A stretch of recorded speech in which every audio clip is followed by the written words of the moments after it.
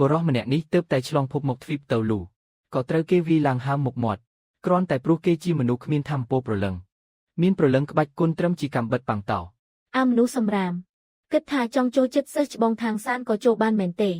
មិនមើលឋានៈខ្លួនឯងសិនទេហ៊ានលួចមើលសិស្សច្បងស៊ីវូទៀតពិតជាកង្កែបចង់ស៊ីសាច់ខ្ងានមែនមុខអាក្រក់ហើយចិត្តគំនិតស្មោកគ្រោកទៀតខ្ញុំឃើញឯងច្រើនដងហើយທາງសានមិនមែនជាមនុស្សដែលឯងអាចចូលចិត្តបានទេពួកឯងមិនមែនមនុស្សកម្រិតដូចគ្នាទេម្យ៉ាងទៀតការប្រកួតចិត្តមកដល់ហើយខ្ញុំមិនចង់ឲ្យមានអ្នកណាមករំខានគេទេបើឲ្យខ្ញុំឃើញឯងម្ដងទៀតកុំបន្ទោសថាខ្ញុំអាក្រក់ឲ្យសោះនេះឬជាក្រុមទូឯកដែលខ្ញុំតែងតែស្រមៃចង់ជួបគ្រាន់តែគ្មានឋានៈក៏ត្រូវគេធ្វើបាបដល់ថ្នាក់នេះប្រព័ន្ធភារកិច្ចស្ដេចទេពភ្ជាប់ជោគជ័យមានភារកិច្ចសរុប105បញ្ចប់100ភារកិច្ចដំបូងនឹងទទួលបានធម៌ពលព្រលឹងកម្រិត100បញ្ចប់ទាំងអស់នឹងទទួលបានកម្លាំងស្ដេចទេពចាប់ផ្ដើមបញ្ចេញភារកិច្ចទី1នៅចំពោះមុខវិសុកាងត្រូវថើបសម្ដេចប៉ាពីពីតុងការណែនាំភារកិច្ចអ្នកថ្មីបង្កចំនួនជាមួយមនុស្សនៅចំពោះមុខអាចតាក់ទាញពីពីតុងឲ្យមកទីនេះបានរង្វាន់ចម្បងទទួលបានធម៌ពលព្រលឹងកម្រិតទី1រង្វាន់បន្ទាប់លបឿនកំពូលពីនៃបើបរាជ័យពីការជើងទាំងពីរប្រព័ន្ធឯងគិតថាខ្ញុំនៅមិនទាន់កំសត់គ្រប់គ្រាន់មែនទេខ្ញុំគ្មានធម៌ពលព្រលឹងផងឲ្យទៅថើបគាត់យ៉ាងម៉េចថែមទាំងឲ្យថើបនៅមុខវិសុកាងទៀត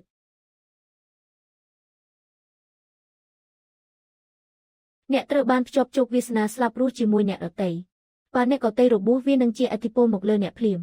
អ្នកដែលបានភ្ជាប់គឺហាវធានពេលហាវធានមានអារម្មណ៍អវិជ្ជមានអ្នកក៏នឹងទទួលរងការខូចខាតកម្រិតផ្សេងគ្នាដែរពេលហាវធានមានអារម្មណ៍វិជ្ជមានអ្នកនឹងទទួលបានការបន្ថែមធម៌ពលកម្រិតផ្សេងគ្នាចំណាំមិនត្រូវប្រាប់រឿងភ្ជាប់ជោគវាសនាស្លាប់រស់នេះទៅកាន់អ្នកណាឡើយបើមិនដូច្នោះទេនឹងត្រូវប្រឈមមុខនឹងការស្លាប់អ្នកណាកំពុងបញ្ជូនសម្លេងគិតថាយើងជាមនុស្សដែលឯងអាចលេងសើចបានមែនទេគួរឲ្យអស់សំណើចសូមប្រញាប់ទៅកាន់សាលាអេស្លៃគឺអ្នកដែលអ្នកបានភ្ជាប់ជោគវាសនាកំពុងប្រឈមនឹងសេចក្តីស្លាប់ពេលនោះអ្នកក៏នឹងត្រូវស្លាប់តាមគេដែរនេះជារឿងពិតមែនទេយាកខ្វានប្រញាប់ទៅទីក្រុងធានទៅមានរឿងអ្វីទៅសម្ដេចប៉ាបប្រញាប់នាំគ្រូប្រលឹងក្បាច់គុណចេញទៅសាលាអេស្លៃគឺនៅទីក្រុងធានទៅភ្លាមជួយមនុស្សម្នាក់ឈ្មោះហាវធានប្រញាប់ឡើងប៉ាស្ទាក់ស្ទើរតែ1វិនាទីយើងនឹងយកជីវិតឯងបាត់ខ្ញុំទៅឥឡូវនេះហើយប្រមានពេលនេះហាវធានកំពុងមានអារម្មណ៍ខឹងសម្បាយ៉ាងខ្លាំងនេះចាត់ទុកជាអារម្មណ៍អវិជ្ជមានមួយនៅពេលហាវ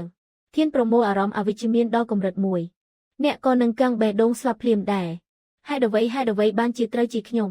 តើហាវធានជានរណាសម្រាមក៏នៅតែជាសម្រាមថ្ងៃនេះទុកឲ្យបងធំប្រដែងម្ដងចុះលោកគឺហាវធានមែនទេខ្ញុំគឺហាវធានអរគុណលោកដែលបានចេញមកជួយអូយលោកហាវធានទីបំផុតជួយលោកតាន់ពេលហើយផំដូចសូររន្ទះកានងបីបាញ់ក៏ក្រើកមេឃដីវិសិវកាងឯងហ៊ានលួចវាយប្រហារពីក្រោយឯងពិតជាមនុស្សមុខទ្វេមែនហឺយើងប្រាប់ឲ្យឯងប្រញាប់ចាក់ចេញឯងមិនត្រឹមតែមិនចេញទេថែមទាំងឲ្យជំនួយទៀតអាល្អិតត្រៀមខ្លួនស្លាប់ទៅតាហាវធានជាអ្នកណាចង់ឡោមព័ទ្ធគេទុកចាំពួកព្រឹទ្ធាចារ្យមកដល់សិនពួកនេះសុទ្ធតែជាអ្នកខ្លាំងកម្រិតហ៊ុនទៅលូពួកលោកមកពីវិមានប្រលឹងតិចមែនទេត្រូវហើយគឺពីពីតុងតាមពិតអូននៅតែមិនអាចកាត់ចិត្តពីបងទេថែមទាំងបញ្ជូនមនុស្សមកការពារបងទៀតក្តីស្រឡាញ់របស់អូនបងអាចទទួលអារម្មណ៍បានហើយហាមិនបាច់ទេរឿងបែបនេះខ្ញុំអាចដោះស្រាយដោយខ្លួនឯងបានពួកលោកថយចេញទៅទុកឲ្យខ្ញុំអ្នកចាត់ការគេឯងជាស្អីគេនិយាយច្រើនម្លេះវាមានប្រលឹងតិចកំពុងបំពេញការងារអ្នកមិនពាក់ព័ន្ធត្រូវជិះចេញឲ្យឆ្ងាយឯងដឹងថាខ្ញុំជាអ្នកណាទេហ៊ានធាក់ខ្ញុំផងខ្ញុំមិនខ្វល់ថាឯងជាអ្នកណាទេបើកភ្នែកធំមើលថានេះជាស្អីមិញនេះខ្ញុំខុសហើយសូមលោកព្រឹទ្ធាចារ្យឲ្យកុំប្រកាន់វាមានប្រលឹងតិចមានព្រឹទ្ធាចារ្យខ្សោយបែបនេះតាំងពីពេលណាពួកឯងទាំងអស់គ្នាថយចេញឲ្យអស់ទុកឲ្យយើងសម្លាប់អាល្អិតនេះបញ្ឈប់ដៃទៅជីទៅលូយាខ្វានយើងស្មានតែជាអ្នកណាតាមពិតព្រឹទ្ធាចារ្យវិសោះក្រែងលោថ្ងៃនេះលោកមិនអាចប៉ះពាល់ក្មេងនេះទេបើមិនអញ្ចឹងសម្ដេចប៉ាប្រកាសជាមិនលើកលែងឲ្យលោកទេយាខ្វានមើលទៅឯងនៅមិនទាន់ច្បាស់ទេថាខ្ញុំនឹងពីតុងមានទំនាក់ទំនងអ្វីប៉ុន្មានថ្ងៃមុនខ្ញុំទើបតែទៅវិមានសម្ដេចប៉ាបជួបគាត់ដោយផ្ទាល់មានទំនាក់ទំនងអ្វីគឺខ្ញុំសួរឯងចុះបន្តិចទៀតពីតុងនឹងមកទីនេះដែរឬអត់ប្រកាសជាមកល្អណាស់បន្តិចទៀតឯងនឹងដឹងហើយគោរពសម្ដេចប៉ាប បានហើយពួកឯងថយចេញសិនទៅ ពីតង់ទីបំផុតអូនមកដល់ហើយយាយខ្វាយនាំមនុស្សច្រើនម្លេះមកគំរាមបងអូនត្រូវតែពន្យល់បង តាមពិតឯងអ្នកធ្វើបាបគេសោះវិសៀវកាងឯងពិតជាគួរឲ្យចង់សម្លាប់មែន នេះមិនអាចទៅរួចទេកុំប្រាប់ណាថាគ្រូប្រលឹងក្បាច់គុណទាំងនេះមករកអាល្អិតនេះមិនមែនមករកខ្ញុំទេគេគឺពីតង់ស្អាតណាស់បើឲ្យខ្ញុំថើបមួយខ្សឹទុះស្លាប់ក៏ខ្ញុំព្រមដែរ គ្រាន់តែខ្លាចថាមិនទាន់បានថើបផងក៏ត្រូវគេសម្លាប់បាត់ទៅហើយហាវធានកំពុងមានអារម្មណ៍ភ័យខ្លាចនឹងអវិជ្ជមានសូមប្រញាប់ធ្វើឲ្យគេស្ងប់អារម្មណ៍ប្អូនកុំភ័យអីសូមណែនាំខ្លួនសិនបងឈ្មោះពីតង់ប្អូនអាចសប្បាយចិត្តបន្តិចបានទេសម្រួលអារម្មណ៍បន្តិចទៅ នេះគឺសម្ដេចប៉ាបមែនទេខ្ញុំមិនមែនភ្នែកព្រើមើលខុសទេដឹង ប្អូនប្រុសតើប្អូនចង់ញ៉ាំស្ករគ្រាប់ទេបងអើយ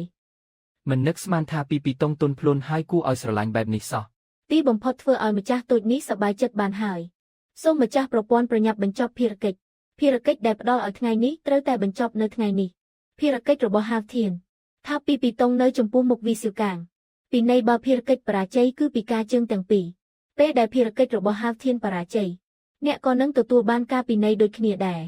សូមប្រញាប់ជួយគេបញ្ចប់ភារកិច្ចនេះទៅរឿងនេះធ្វើម៉េចទៅរួចឲ្យខ្ញុំជួយគេមកថាបខ្ញុំតើខ្ញុំគួរឲ្យគេថាបខ្ញុំទេបើមិនជួយគេបញ្ចប់ភារកិច្ចទេខ្ញុំក៏នឹងត្រូវពីការជើងដែរអូយមិនខ្វល់ទេហាវធានវាមានប្រលឹងតិចនៅទ្វីបទៅលូតែងតែប្រព្រឹត្តល្អចំពោះប្រជារាស្ត្រប្អូនគឺជាអ្នកមានសំណាងដែលយើងចាប់ឆ្នោតបានថ្ងៃនេះប្អូនមានបំណងប្រាថ្នាអ្វីបងនឹងជួយសម្រេច ជុំសម្ដេចប៉ាបកាត់អីហ្នឹងពិតជាហួសថ្លៃមែនហួសថ្លៃកប់ពុកហើយក ុំប្រាប់ណាថាពីតង់ត្រូវភាពសង្ហារបស់ខ្ញុំតាក់ទាញ បានជាប្រឌិតហេតុផលក្មេងបែបនេះដើម្បីចូល ចិត្តខ្ញុំមើលទៅភារកិច្ចនេះមានសង្ឃឹមហើយ ខ្ញុំបំណងប្រាថ្នារបស់ខ្ញុំគឺ ចង់ថើបសម្ដេចប៉ាបំដង ថាបសម្ដេចប៉ាបឯងគិតថាឯងជាអ្នកណា ល្អយើងនឹងបំពេញបំណងប្រាថ្នារបស់ឯង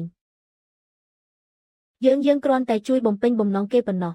បើរឿងនេះមានអ្នកណានិយាយប្រាប់គេយើងនឹងសម្លាប់អ្នកនោះចោល ទេនេះមិនមែនជារឿងពិតទេ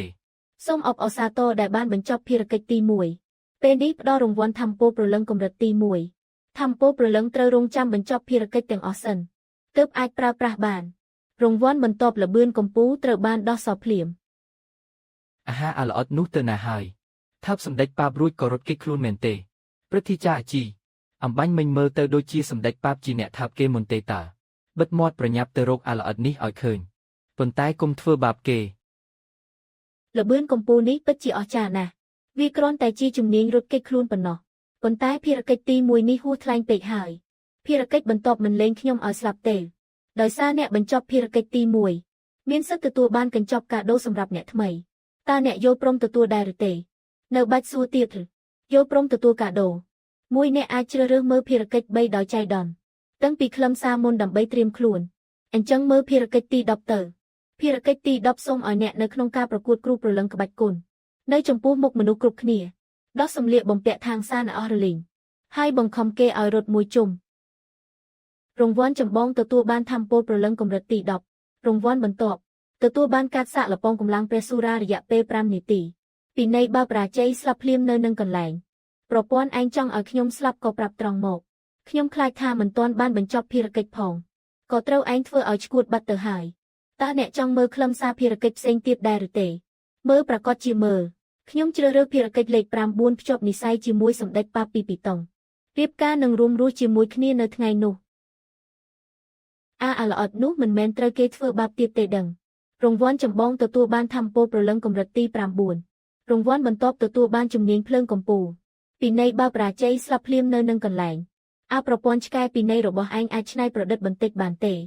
ខ្លាចហើយសាកមើលភារកិច្ចលេខ8ទៀតភារកិច្ចទី8ឲ្យស៊ុយឈីងហ៊ឺតែងខ្លួនជាស្រី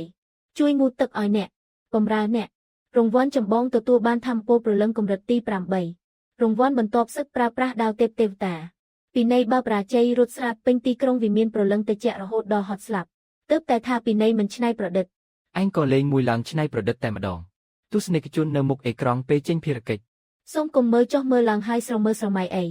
មែនហើយប្រព័ន្ធកាដូទី2ជាអ្វីកាដូទី2ផ្ដល់ជូនអ្នកនៅអំណាចស្ដេចនាគមានប្រសិទ្ធភាពភ្លាមចំណាំរង្វាន់នេះប្រើសម្រាប់តែគម្រាមដោយខ្សែស្រឡាយឈាមប៉ុណ្ណោះមិនមានការបន្ថែមធម្មពលប្រយុទ្ធអ្វីឡើយមើលទៅវាគ្រាន់តែជាជំនាញគម្រាមគេមិនអីទេឲ្យតែអាចការពារជីវិតបាន ប្រព័ន្ធតើភារកិច្ចទី2ប្រកាសនៅពេលណា ឆាប់ប្រាប់មកស្លាប់ឆាប់បានចាប់ជាតិឆាប់នៅពេលសំស្របភារកិច្ចនឹងត្រូវបានប្រកាសប្រព័ន្ធឯងនេះពិតជារឹងរូសមែនទាំងគួរឲ្យធុញទាំងផ្ដាច់ការហាវធានអំបាញ់មិញប្អូនរបួសធ្ងន់ទេចង់ឲ្យបងជួយពិនិត្យរាងកាយឲ្យទេខ្ញុំមិនអីទេ អរគុណសម្ដេចប៉ាបដែលបារម្ភ ស្ដាប់សំឡេងដ៏ទន់ភ្លន់នេះសម្ដីដែលពោពេញដោយការបារម្ភហាវធានមានអារម្មណ៍ភ័ន្តច្រឡំមួយរំពេចសម្ដេចប៉ាបក្នុងរឿងព្រេងនៅចំពោះមុខនេះ មើលទៅដូចជាកំពុងថែរក្សាគេចេញពីចិត្តពិតប្រាកដ មិនទំនងទេ ឬមួយថាខ្ញុំហើយចង់សម្លាប់បិទមាត់អានឹងខ្ញុំនឹកឃើញថាខ្ញុំមានរឿងត្រូវធ្វើសុំទៅមុនសិនហើយកុំទាន់ទៅសម្ដេចប៉ាបតើលោកចង់ប្អូនកុំយល់ច្រឡំអីប្អូនគឺជាអ្នកមានសំណាងរបស់វិមានប្រលឹងតិចយើងណាប្រកាសជាត្រូវយកចិត្តទុកដាក់នឹងប្អូនហើយព្រះម៉ែតើចង់នាំខ្ញុំទៅណានាំប្អូនទៅងូតទឹកនិងញ៉ាំរបស់ឆ្ងាញ់ខ្ញុំមានមន្តស្នេហ៍ខ្លាំងយ៉ាងនេះតើត្រូវទុកនៅឯណាទៅចាប់បានថាហាវធានមានអារម្មណ៍វិជ្ជមានសូមអបអរសាទរអ្នកទទួលបានការបន្ថែមល្បឿន 1% ដោយចៃដន្យការបន្ថែមកម្លាំង 1% គឺជារឿងពិតមែនមើលទៅខ្ញុំមិនមែនជាអ្នករងគ្រោះទេថែរក្សាគេឲ្យបានល្អក៏មានប្រយោជន៍ដែរ ឆ្ងាញ់ណាស់ឆ្ងាញ់ខ្លាំងណាស់ សូមអបអរសាទរហាវធានមានអារម្មណ៍វិជ្ជមានអ្នកទទួលបានការបន្ថែមថាមពលស្មារតី 1% សូមអបអរសាទរហាវធានមានអារម្មណ៍វិជ្ជមានសូមអបអរសាទរប្អូនញ៉ាំយឺតទៅគ្មានអ្នកណាស៊ីដណ្ដើមប្អូនទេបើឆ្ងាញ់ញ៉ាំឲ្យច្រើនទៅបងមិនញ៉ាំទេរបស់បងក៏ជារបស់ប្អូនដែរឲ្យប្អូនទាំងអស់អរគុណបងស្រីអរគុណធ្វើអ្វីជារឿងដែលត្រូវធ្វើតើឲ្យតែប្អូនសប្បាយចិត្តបងក៏សប្បាយចិត្តដែរ ពីតុងសម្លឹងមើលបរោះនៅចំពោះមុខដោយក្តីរីករាយព្រោះតែមួយផ្លេតនេះ ការកើនឡើងដែលនាងទទួលបាន ស្មើនឹងការដែលនាងខំប្រឹងហ្វឹកហាត់ទាំងយប់ទាំងថ្ងៃអស់រយៈពេល3ខែ នាងកំពុងតែញ៉ែខ្ញុំមែនទេ មិនបានទេខ្ញុំលងហើយយីនេះក្មេងសុំទានមកពីណាមិនបានស៊ីបាយប៉ុន្មានថ្ងៃហើយ ឆ្លៀតពេលខ្ញុំមិនទាន់ខឹងប្រញាប់ចេញឲ្យឆ្ងាយទៅ យីនាងតូចនាងមានដឹងទេថាយើងឈ្មោះលីវសៀងជាអ្នកខ្លាំងកម្រិតហ៊ុនទៅលូឃើញនាងមានរូបសម្រស់សមរម្យកំដរយើងផឹកមួយកែវយើងអាចលើកលែងជីវិតលោកយាយកុំខឹងអីមកពីខ្ញុំមានភ្នែកតែមើលមិនស្គាល់ភ្នំតៃសានខ្ញុំនឹងចេញទៅលើនេះហើយ ប្អូនប្រុសបងទៅមើលថាតើមានអីផ្សេងញ៉ាំទៀតអត់ប្អូនរងចាំបងនៅទីនេះល្អទេបាទបងស្រីជាតិក្រោយត្រូវចេះមើលមនុស្សផងមិនមែនអ្នកណាក៏ឯងអាចប៉ះពាល់បានទេនាងទៅប្រដៅមនុស្សអំបញ្ញមិញមែនទេមើលទៅនាងនៅតែជាពីតុងដែលដាច់ខាតនឹងកាច់សាហាវដដែលប៉ុន្តែហេតុអ្វីទន់ភ្លន់ដាក់ខ្ញុំម្លេះពេលនេះប្រកាសភារកិច្ចទី2នៅចំពោះមុខសមាជិកត្រកូលមានទាំងអស់ដណ្ដើមស្នាមថើបដំបងរបស់ប៉ៃឈិនសៀងនិងបោះពាក្យសម្ដីធ្ងន់ដាក់មេតកូប៉ៃហ៊ឺតែងឲ្យចៅស្រីឯងរក្សាភាពបរិសុទ្ធសម្រាប់ខ្ញុំមួយឆ្នាំក្រោយខ្ញុំនឹងមកកាន់ត្រកូលមានរបស់ឯងម្ដងទៀតដើម្បីឲ្យនាងបង្កើតកូនឲ្យខ្ញុំហាវធានការពន្យល់ភារកិច្ចត្រូវតែនៅចំពោះមុខមនុស្សពេញត្រកូលពាក្យសម្ដីធ្ងន់ដែលបោះចេញមកក៏ត្រូវតែមិនខ្វះមួយម៉ាត់ណាដែរឲ្យអ្នកដែលមានវត្តមានទាំងអស់បានឬទើបចាត់ទុកថាបញ្ចប់ភារកិច្ចរង្វាន់ចម្បងទទួលបានធម្មពលប្រលឹងកម្រិតទី2រង្វាន់បន្ទាប់ធម្មពលស្មារតីកើនឡើងដល់កម្រិតលីងយានជឹងពីនៃបើប្រាជ័យคล้ายជាមនុស្សរុកជាតិអប្រព័ន្ធបើនៅតែបែបនេះតើអាចរស់ដល់ភាគក្រោយទេកើតអីឆ្លក់មែនទេចាប់បានថាហាវធានមានអារម្មណ៍ខឹងនឹងអវិជ្ជមានផ្សេងសូមប្រញាប់ធ្វើឲ្យអារម្មណ៍គេស្ងប់ឡើងវិញប្អូនកំពុងតែញ៉ាំសុកខឹងរឿងអីទៅបងមិនបានដណ្ដើមប្អូនឯណាប្អូនកុំខឹងអីឬមួយក៏ចង់ភៅធ្វើមិនឆ្ងាញ់ឲ្យបងទៅសម្លាប់ពួកគេដើម្បីឲ្យប្អូនបាត់ខឹងល្អទេម្ហូបឆ្ងាញ់ណាស់ គ្រាន់តែខ្ញុំនឹកឃើញថាខ្ញុំមានការត្រូវធ្វើត្រូវសុំចេញទៅសិនហើយបងស្រីបើយើងមាននិស្ស័យជួបគ្នាទៀតចុះអាល្អិតនេះអាចមានការអ្វីទៅឬមួយមានភារកិច្ចអ្វីទៀតហើយណែអានៅក្នុងខួរក្បាលយើងឆាប់ប្រាប់មកតើហាវធានមានភារកិច្ចបន្ទាន់អ្វីត្រូវធ្វើទៀតហើយដោយសារមិនទាន់ទៅដល់គោលដៅមិនទាន់មានភារកិច្ចទេស្ថានភាពបច្ចុប្បន្នមិនទាន់ដឹងច្បាស់ទេអាក្មេងសុំទានអញហ៊ានដណ្ដើមមនុស្សស្រីរបស់យើងថ្ងៃនេះដាច់ខាតមិនលែងអញទេធានស៊ីនចេញមកតាមពិតដូចពូសៀវកាំងនិយាយមែនអញគ្មានធម្មពលប្រលឹងសំបីបន្តិចអាល្អិតឯងមានជំនួយទេនេះគិតយ៉ាងម៉េចទៅចេញមកប្រញាប់ពេកមិនបានយកជំនួយមកទេបងបន្តិចទៀតពេលវីខ្ញុំសុំស្រាលដៃបន្តិចបានទេលើកជង្គង់ចុះហើយសំពាក់3ដងទៅយើងអាចពិចារណាលែងឯងសុំសួរតើអ្នកគឺជាវកៅមែនទេ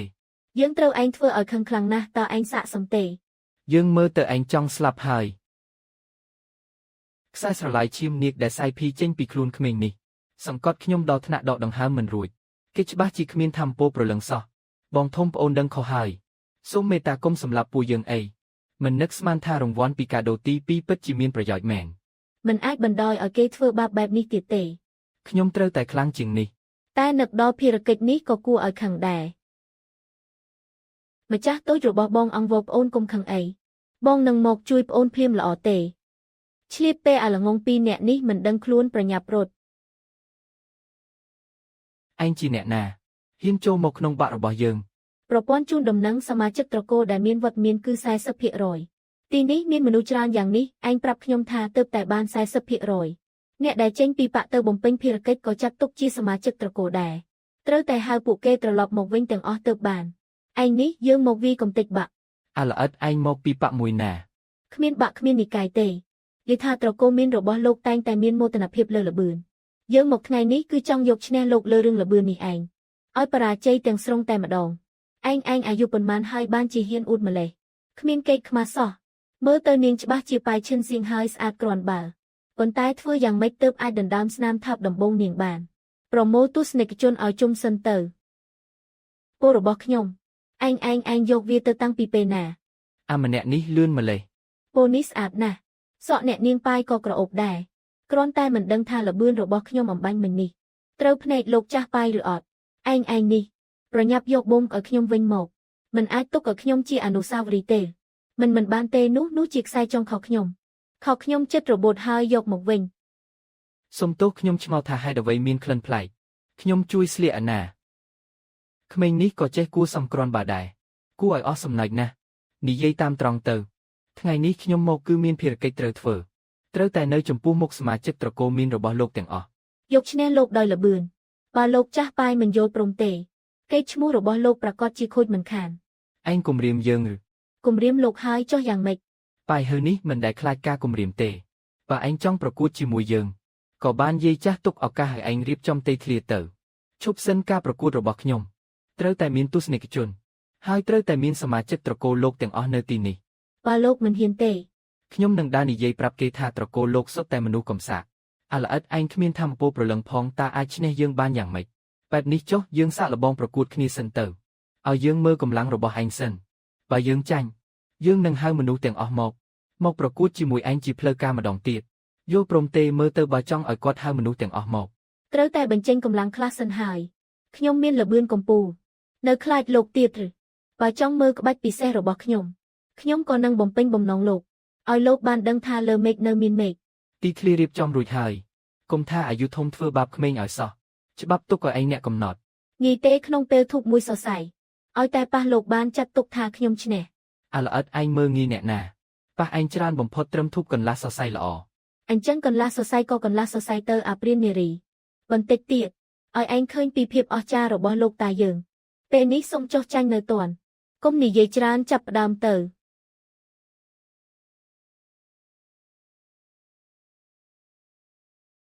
លោកតាប៉ៃហើអស់ម៉ោងហើយមិនបានទេលោកមិនមែនថាមួយសរសៃទេ អាយុប៉ុណ្ណេះទៅហើយនៅហ៊ានក្រឡាស់សម្ដីទៀត មិនចេះខ្មាស់គេទេមុខមាត់ជាស្អីយើងនឹងក្រឡាស់ថ្ងៃនេះចាប់ឯងឲ្យបាននឹងគ្មានអ្នកណាដឹងថាយើងចាញ់ទេ ហាហ្វធានឲ្យបងមើលសិនថារបួសត្រង់ណាទេម្ចាស់តូចរបស់បងធ្វើឲ្យបងបារម្ភចង់ស្លាប់ហើយបងស្រីកុំភ័យអី ខ្ញុំមិនអីទេល្អហើយ មិនអីក៏ល្អហើយកុំភ័យពួកយើងមកប៉ុន្មានអ្នក ទូលសម្ដេចប៉ាបមានហ៊ុនទៅលួ15នាក់ហ៊ុនសឹង30នាក់និងតបសេះពីដៃសរុប1500នាក់ ចាប់ពួកគេទាំងអស់ទៅ មិនដឹងថាសម្ដេចប៉ាបមានន័យយ៉ាងម៉េចទេ មិនមានន័យថាម៉េចទេហាហ្វធានគឺជាអ្នកមានសំណាងដែលវាមានប្រលឹងតិចយើងចាប់ឆ្នោតបានជួយសម្រេចបំណងរបស់គេគឺជាការទទួលខុសត្រូវរបស់យើង ពាក្យយាយឈួតនេះនិយាយខ្លួនឯងជឿទេនិយាយឲ្យត្រង់មកថាចាស់ចង់ស៊ីស្មៅខ្ចីទៅវាចប់ហើយ ភារកិច្ចហាហ្វធាននៅចំពោះមុខសមាជិកត្រកូលមានទាំងអស់ដណ្ដើមស្នាមថើបដំបងរបស់ប៉ៃឈិនសៀងហើយបោះពាក្យសម្ដីធ្ងន់ឲ្យនាងបង្កើតកូនឲ្យហាហ្វធាននៅមួយឆ្នាំក្រោយភារកិច្ចទី4ពីនៃខ្លាយជាមនុស្សរុកជាតិថើបខ្ញុំហើយនៅមិនទាន់គ្រប់គ្រាន់ទៀតពេលនេះនៅឲ្យខ្ញុំជួយគេញ៉ែស្រីទៀតពីនៃជាមនុស្សរុកជាតិហើយមានតែជួយគេហើយនេះជាចៅស្រីរបស់លោកឬស្អាតណាស់លោកតាជួយខ្ញុំផង ពីតុងនាងកុំធ្វើបាបនាងអី ហាហ្វធានថ្ងៃនេះប្អូនមកទីនេះតើមានបំណងប្រាថ្នាអីចង់ឲ្យសម្រេចទេប្រាប់បងមកវាមានប្រលឹងតិចទាំងមូលរួមទាំងបងផងគឺបំរើប្អូនទាំងអស់ណា សម្ដេចប៉ាបលោកនិយាយថាអីខ្ញុំស្ដាប់មិនច្បាស់ទេ មែនឬបងស្រីនិយាយគឺម៉ាត់ណាម៉ាត់នឹងមិនដែរកុហកទេមិនដែរកុហកប្អូនទេ បងស្រីខ្ញុំចង់ឲ្យត្រកូលមីន ប្រមូលសមាជិកទាំងអស់មកទីនេះដើម្បីមើលខ្ញុំនឹងប៉ាយហឺប្រកួតល្បឿនគ្នាប្រកួតល្បឿនធ្វើអីបងសម្រេចតែម្ដងទៅល្បឿនប្អូនលឿនជាងតាចាស់នេះ10000 ដងបានហើយស្ដាប់បង្កប់ទៅកុំប្រកួតអីខាត់ពេលចុះបងស្រីជួយហៅមនុស្សមកវិញមករឿងនេះប្រកាសជាត្រូវហៅមកហើយព្រោះវាជាបំណងប្រាថ្នារបស់ប្អូនតា យីនេះជាការយល់ឃើញបែបណា ប្រកួតល្បឿនមិនមែនមើលទៅដូចជាបំណងប្រាថ្នាជាងការហៅមនុស្សមកជុំគ្នាទេតាចាស់ប៉ាយហឺប្រមូលសមាជិកទាំងអស់មកមុនមេឃងឹតបើមិនគ្រប់ទេឲ្យចៅស្រីឯងធ្វើជាអ្នកបម្រើកម្ដៅក្រែរបស់ហាវធានបងស្រីអស់ចាមែនបងគឺជានិមិត្តរូបរបស់ខ្ញុំបងគឺជាទេពធីតារបស់ខ្ញុំភារកិច្ចទី9គឺយកបងធ្វើជាប្រពន្ធក៏មានការទន្ទឹងរង់ចាំខ្លះដែរតើហា បានខ្ញុំនឹងហៅពួកគេត្រឡប់មកវិញឥឡូវនេះហើយ បងស្រីបងដាក់គេចុះទៅកុំធ្វើបាបគេហឺអាមនុស្សរមើគុណចេះអាណិតគេទៀតម្សិលមិញទៅតែថាបងសោះមិនខ្លាចបងប្រច័ណ្ឌទេឆ្លៀតពេលនេះឲ្យខ្ញុំទន្ទិញពាក្យពេចន៍សិន ក្រែងលោបន្តិចទៀតនិយាយខុសសម្ដេចប៉ាបមនុស្សមកគ្រប់ហើយមិនខ្វះម្នាក់ទេនៅទីនេះទាំងអស់ ហាវធានចាប់ផ្ដើមទៅ អាល្អិតឯងចង់ធ្វើអីសម្រាប់បានតែប្រម៉ែតមិនបានទេយើងប្រយុទ្ធស្លាប់រស់ជាមួយពួកឯងបងស្រីកុំប្រញាប់ទុកពេលឲ្យខ្ញុំ1នាទីសិន បានបងយល់ពីប្អូនបន្តចុះសម្ដេចប៉ាប អាល្អិតនេះមានចិត្តណាមិនល្អដែលថាបគេពីវាពីកោ ចេះដឹងរឿងគេម្លេះបើឯងច្រណែនទៅរកគួយទៅលួរបស់ឯងទៅ តាចាស់ឲ្យចៅស្រីឯងរក្សាភាពបរិសុទ្ធសម្រាប់ខ្ញុំ មួយឆ្នាំក្រោយខ្ញុំនឹងមកកាន់ត្រកូលមីនរបស់ឯងម្ដងទៀតដើម្បីឲ្យនាងបង្កើតកូនឲ្យខ្ញុំហាវធាន អត្រិឆានឯងហ៊ាន ឯងស្អីឯងមិនសុខចិត្តឬ នៃរបស់ខ្ញុំគឺបង្កើតប៉ុន្មានអ្នកដល់ពេលនោះពិធីមង្គលការរៀបចំនៃណា យើងប្រមានឯងក្នុងរយៈពេល1ឆ្នាំហាមអ្នកណាចាក់ចេញពីបាក់ឲ្យសោះបើមិនដូច្នោះទេសម្រាប់មិនលើកលែង ទទួលបញ្ជា នេះពិតជាសេវាកម្មដ៏ល្អឥតខ្ចោះមែនពីពីតុងស្រឡាញ់បងចង់ស្លាប់ហើយ ភារកិច្ចបញ្ចប់ហើយប្រញាប់រត់ទៅ មិនក៏ថើបរួចរត់ទៀតហើយមិនចេះមកបងបន្តិចសោះ រត់មកឆ្ងាយបែបនេះនាងពីពីតុងដែលចូលចិត្តតាមដានគេនោះមិនតាមមកទៀតទេដឹងចេះតែមានអារម្មណ៍ថានាងចង់វាយកក្រលៀនខ្ញុំ សូមអបអរសាទរដែលបានបញ្ចប់ភារកិច្ចទី2ផ្ដល់រង្វាន់ធម្មពលប្រលឹងកម្រិតទី2រង្វាន់បន្ទាប់ធម្មពលស្មារតីកើនឡើងដល់កម្រិតលីងយានជឹង មិនអន់ទេយ៉ាងហោចណាស់ក៏មានវិធីវាប្រហារមិនសូវតច្រកដែរ ប្អូនប្រុសមានរឿងអ្វីទើបសប្បាយចិត្តយ៉ាងនេះអាចប្រាប់បងបានទេសម្ដេចប៉ាបបងរកខ្ញុំឃើញដោយរបៀបណាវិមានប្រលឹងតិចចង់ស្វែងរកមនុស្សម្នាក់នៅលើទ្វីបនេះជារឿងងាយស្រួលណាស់ខ្ញុំមិនអាចប្រាប់គេទេថាទីតាំងរបស់គេតែងតែបង្ហាញនៅក្នុងខួរក្បាលខ្ញុំជានិច្ចឈរឆ្ងាយម្លេះមកចិត្តបងបន្តិចមកទើបកក់ក្ដៅបងស្រីថ្ងៃនេះអរគុណបងណាស់ បានជួបបងខ្ញុំគិតថាខ្ញុំគឺជាមនុស្សដែលមានក្តីសុខបំផុតនៅលើโลกនេះ សូមអបអរសាទរចាប់បានថាហាវធានមានអារម្មណ៍មានក្តីសុខធម្មពលស្មារតីកើនឡើង50ពិន្ទុប្អូនល្ងងប្អូនសង្ហាហើយគួរឲ្យស្រឡាញ់យ៉ាងនេះបងប្រកាសជាស្រឡាញ់ថ្នាក់ថ្នមប្អូនហើយឲ្យតែអ្នកដែលហ៊ានធ្វើបាបប្អូនបងឃើញមួយសម្រាប់មួយដើម្បីសងសឹកឲ្យប្អូន